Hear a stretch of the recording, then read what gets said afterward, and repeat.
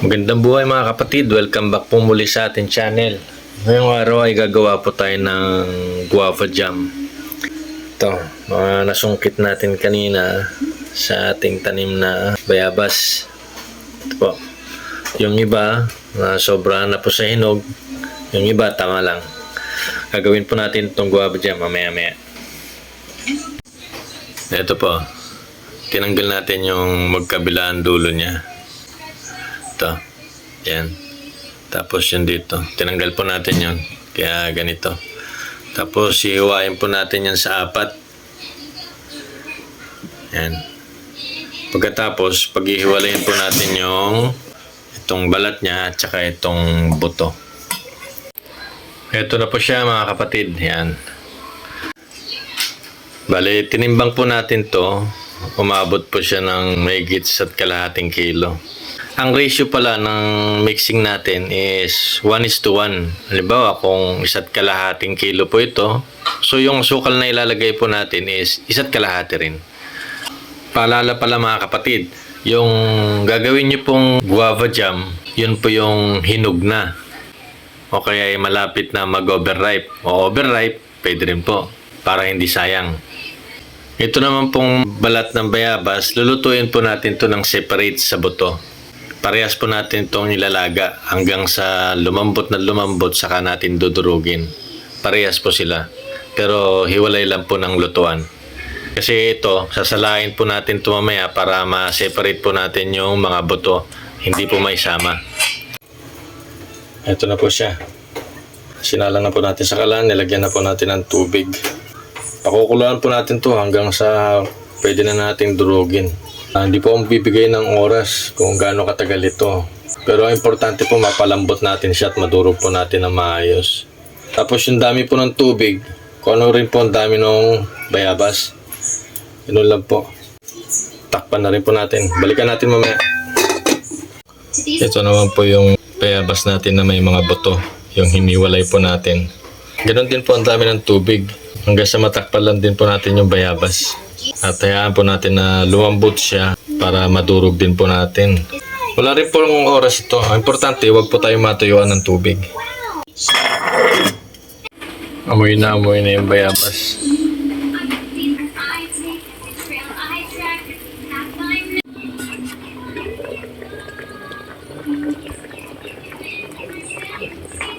Antayin po natin lumambot sila.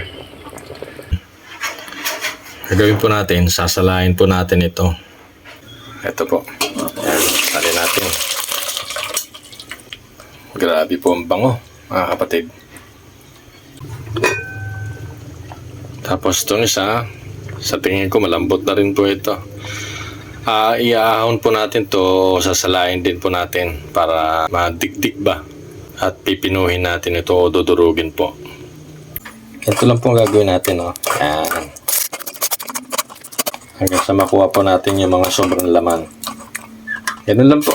Saka po natin tatapon yung mga buto.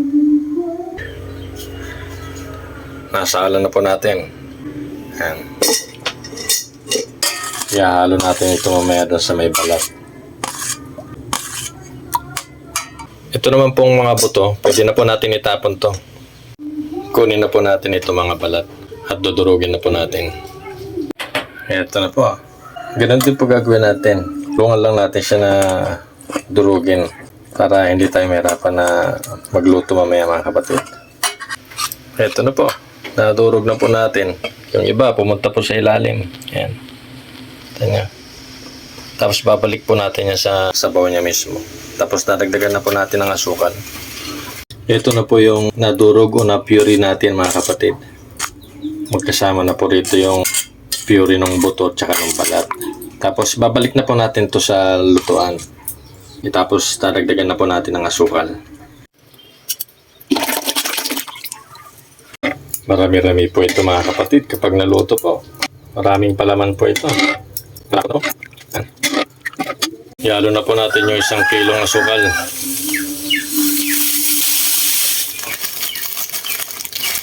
Unti-unti lang po natin haluin. At kapag malapot na po yung sabaw, patayin na po natin o tatanggalin na natin siya sa kalan para hindi po masunog. Ang ilalagay po sana natin na sukal dito mga kapatid ay 1.5 kilo. Pero nung nailagay ko po yung 1 kilo, para sa akin masyado na pong matamis yun eh. Kaya hindi ko na po nilagay yung 1.5 kilong asukal. Tama na po yung 1 kilo lang. Sa 1.5 kilo na bayabas, 1 kilo lang po yung hinalo kong asukal. Lagyan po natin ng lemon juice mga kapatid. O kaya kung meron po kayong lemon, lagyan ninyo. Kung wala naman, wag na. Ang nilagay ko po na lemon juice mga kapatid ay 2 takal ng ganito na sandok. Pero kung kayo po ang gagawa at maglalagay, depende po sa panlasa ninyo. Kung wala naman po, okay lang po yan. Ito na po siya mga kapatid. Yan.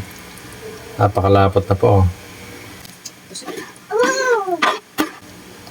Dapat kapag bago nyo po patayin sa apoy, ganito na po yung texture niya.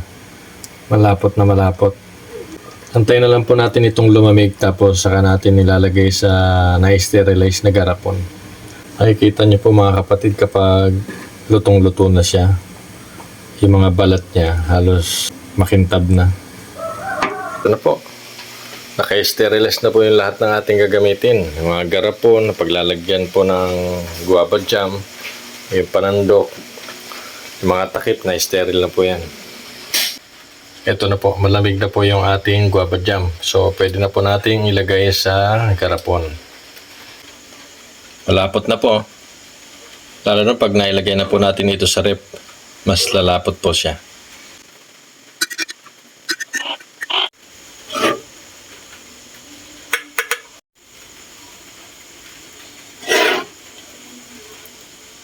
Yan.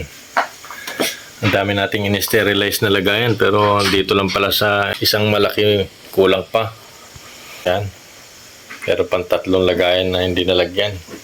Yung 1.5 kilo natin na bayabas, eto na po siya. Yan. May palaman na po tayo. Tatagal na po ito ng mga matagal po. Matagal na matagal.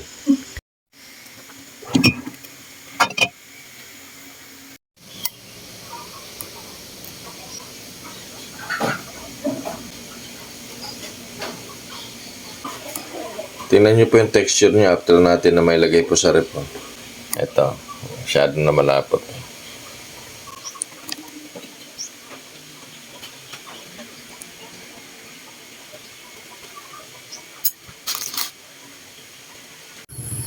Ka-harvest lang po natin kahapon ng bayabas. Ito, marami na naman pong hinog. Dito po galing yung bayabas natin kahapon. Paano mga kapatid, hanggang dito lang po muna tayo. Sana nakatulong po ang video na ito sa inyo. Gaya po ng lagi natin sinasabi, huwag po tayo mawalan ng pag-asa sa buhay. God bless us all po. Maraming salamat po sa panonood. Paalam.